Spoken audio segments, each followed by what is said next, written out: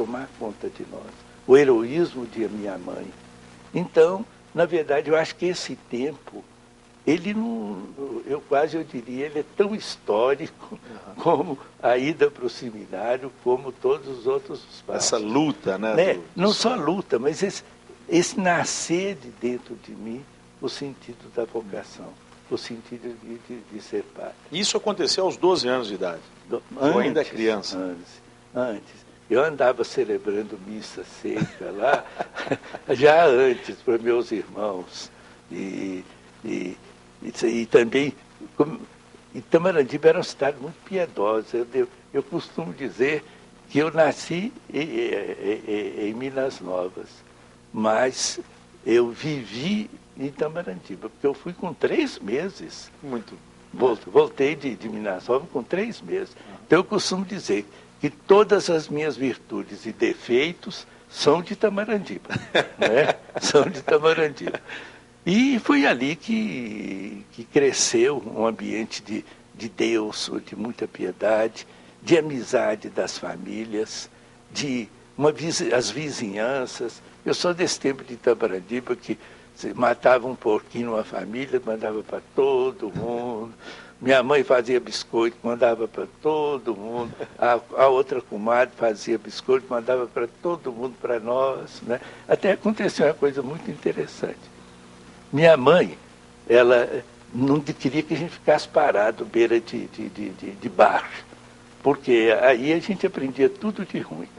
Um dia, a minha mãe falou assim, Serafim, eu tinha apelido de Nonô, mas ela não me chamava de Nonô, não. Serafim, vai levar esses bordados que eu fiz lá na minha comadre Virgínia, lá do outro lado, lá no lado do Rosário. E eu fui e demorei um pouquinho. Quando eu cheguei, a minha mãe falou assim, mas por que você demorou? Você, mãe, a senhora nem queira saber. A dona Virgínia me chamou lá, me deu um biscoito. Mãe, a senhora nunca fez um biscoito igual a ele. E ela começou a rir de mim. E eu falei assim, e aí foi assim, e por isso é que eu demorei. A senhora disse, só podia fazer um biscoito igual desse aqui em casa. Aí minha mãe olhou para mim, deu uma risada e disse, ô bobão, fui eu que fiz. É minha mãe que tinha mandado. Mas comer na casa dos outros é muito mais gostoso que comer na casa da gente. Mas a palavra dela assim, ô bobão, fui eu que fiz. Né? Isso é para dizer o clima que a gente tinha de vida, de oração. São as histórias do menino Nonô, Dom Serafim Fernandes de Araújo, que era conhecido como Nonô, né? No tempo de infância. Nonô de Biela. Nonô de Biela, lá em Itamarandiba, no nosso Vale do Jequitinhonha. É o Dedo de Prosa hoje especial, com a presença de Dom Serafim. O senhor estava falando dessa vida no interior, das cidades, da família vivendo ali no interior. Algum dia o senhor, que é filho do Vale do Jequitinhonha, que viveu toda essa simplicidade, não é?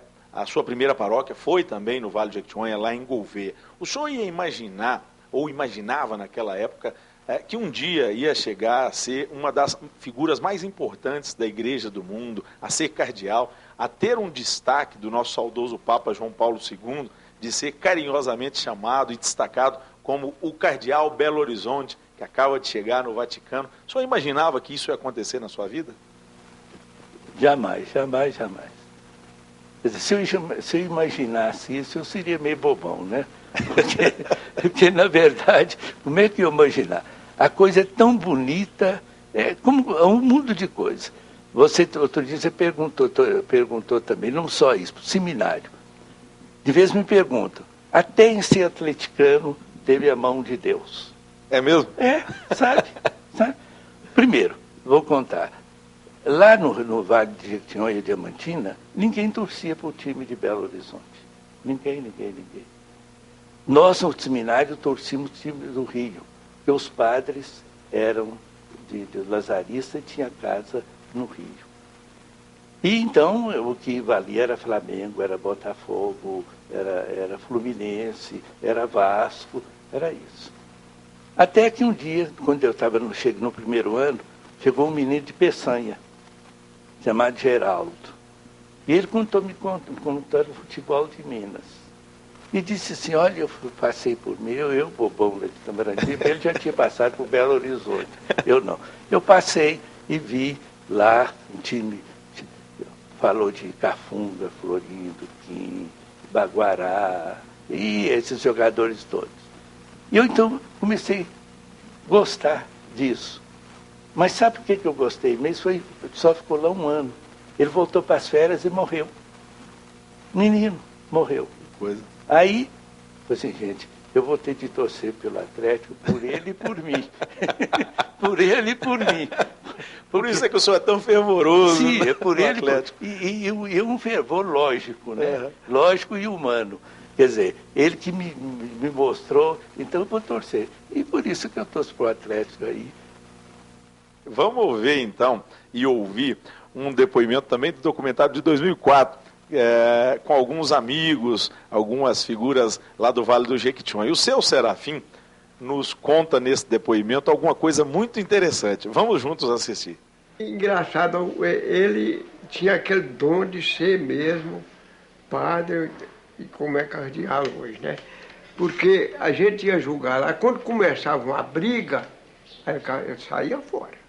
E ficava lá de cima do muro, olhando, e perguntava, senhor Cera, me chamava de senhor Cera. Terminou a briga e já ele ia para lá. Mas não gostava de briga de jeito nenhum. Ele era muito bacana, Dom Serafim. E quando ele foi estudar, que eu já estava de batina, ele vinha e ia jogar com nós lá no campo aqui, onde é o normal. E lá ele não tirava a batina de jeito nenhum, não põe calção de jeito, amarrava a batina, suspendia ela assim, enfiava a coisa e jogava. E era bom de bola. E corria muito com a batina amarrada. Tinha uns meninos que até seguravam a batina dele.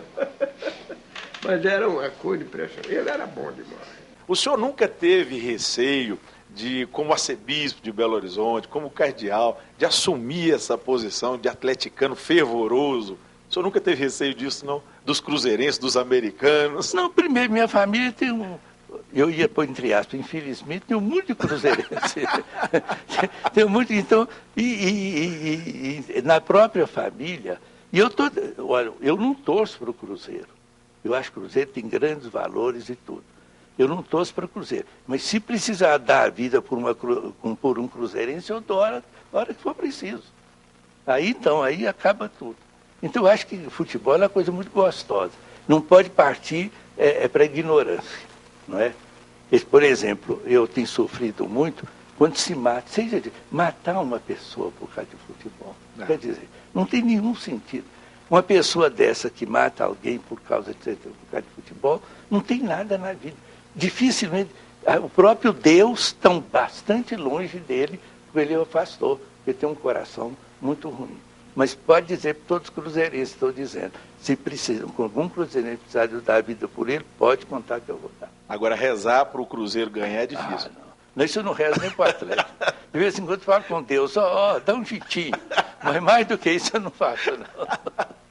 É o nosso Dedo de Prosa hoje, muito especial, com essa figura bacana, Dom Serafim Fernandes de Araújo, que comemora em 2009 60 anos de padre, 50 anos de bispo.